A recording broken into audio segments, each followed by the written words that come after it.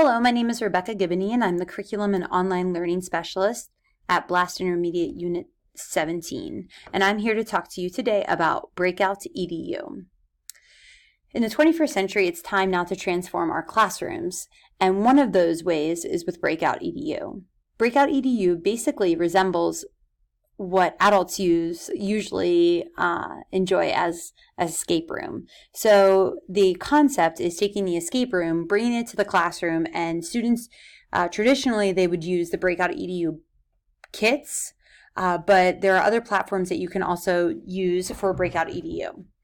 So basically, you would purchase the kits. However, we do have some kits available through the lending library.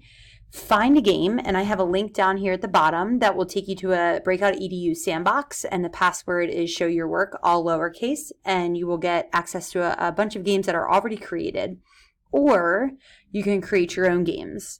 Unfortunately, with how popular BreakoutEDU has become, BreakoutEDU has not allowed for access to their games that are already created unless you've purchased the kits.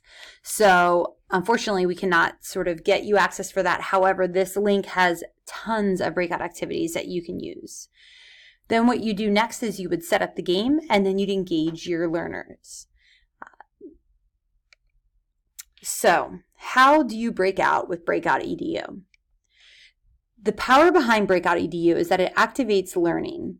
So it allows for the ownership of learning to be transferred from the teacher to the student. The teacher literally becomes the facilitator of the instruction. So you can sort of see how different learners approach the problem solving, apply their own knowledge, and how they work together. It also really enhances the 4 C's of the 21st century learner, which is critical thinking, collaboration, creativity, and communication. All 4 of these skills are practiced throughout a BreakoutEDU. Finally, it cultivates grit, which is something as a state and as an education, society, and community we are really working on, is cultivating the grit with our students. So they will fail, and it's sometimes frustrating for students and also frustrating for educators, but it's the importance of teaching them how to fail forward, and how every time they're unsuccessful, it also moves you closer to possibly breaking out of a lock or finding the solution. So what is BreakoutEDU? You're basically going to be, like I said, it's like an escape room, but you're giving them an immersive learning experience, and you're going to empower them to facilitate their own learning. Like we mentioned before, it's cultivating the critical thinking, communication, and so forth, but it also has complex problem-solving skills and really works on students' teamwork. There are the actual physical games. Again, like I mentioned, we have this in our lending library that you could sign out.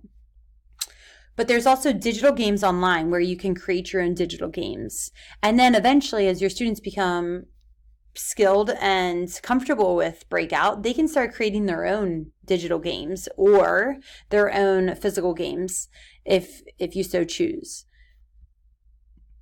These games can also be in all content areas and all grade levels. Obviously, you're going to have to differentiate and figure out what your class can handle.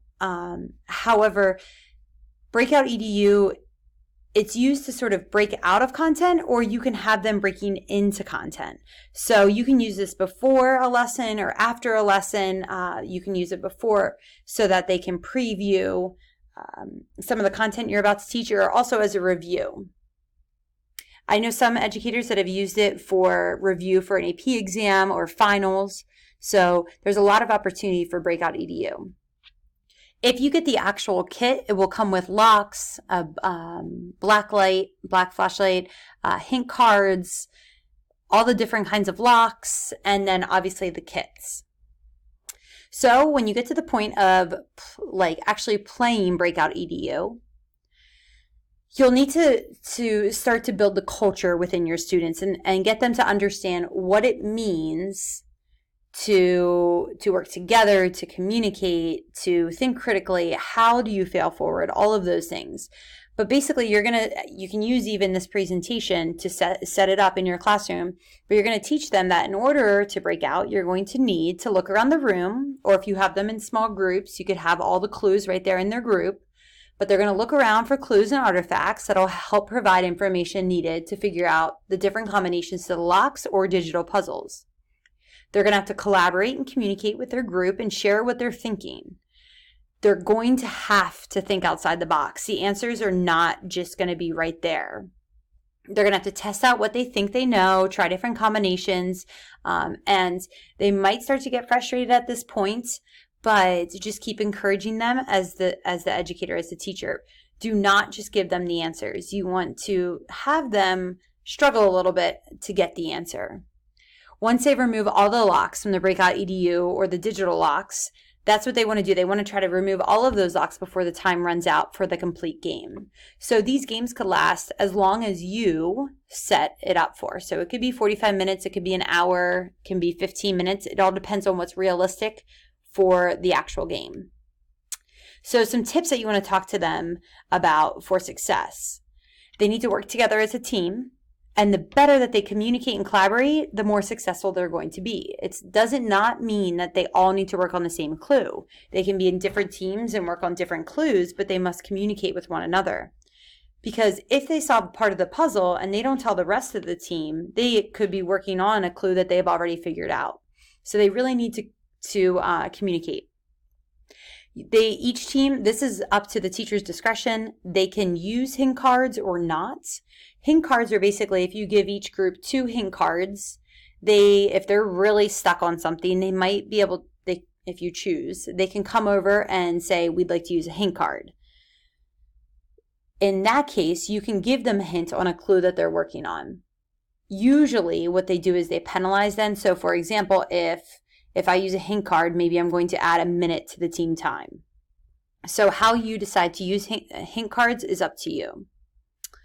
So basically, step 1, you follow instructions and you set everything up to make sure everything's ready before they come in. You invite the players into the room. You introduce a story. So you want to sort of build it up like so-and-so stole all the innovation strategies for the teachers, and now the students can't innovate. And what are you going to do? You want to really make it up and get them really hooked. You want to explain the rules and then answer any questions, because during the competition you can't unless they use a hint card. Then you give them the fixed amount of time to solve the challenges, riddles, mysteries, whatever they need to do in order to break out. And you want to try to, when you're walking around and facilitating, make some observations, figure out who's engaged, who's not engaged, and how can you get every single player engaged. That tends to be sometimes the hardest part. And then at the end, once time expires, you review how each team did and reveal sort of what they've missed. If they weren't able to solve some of the puzzles, maybe why not, and then you debrief with them. And at the end of this presentation, there's some pictures that you can use to sort of have them say, I broke out, or I'm still working, things like that. I already explained sort of the hint cards, but it's up to you to use them to your discretion. Some teachers do not use them at all. Some teachers use more than 2. So completely up to you.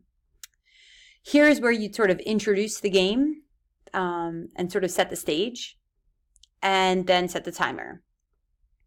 At the end of the game, you can see you can do a team photo and so forth.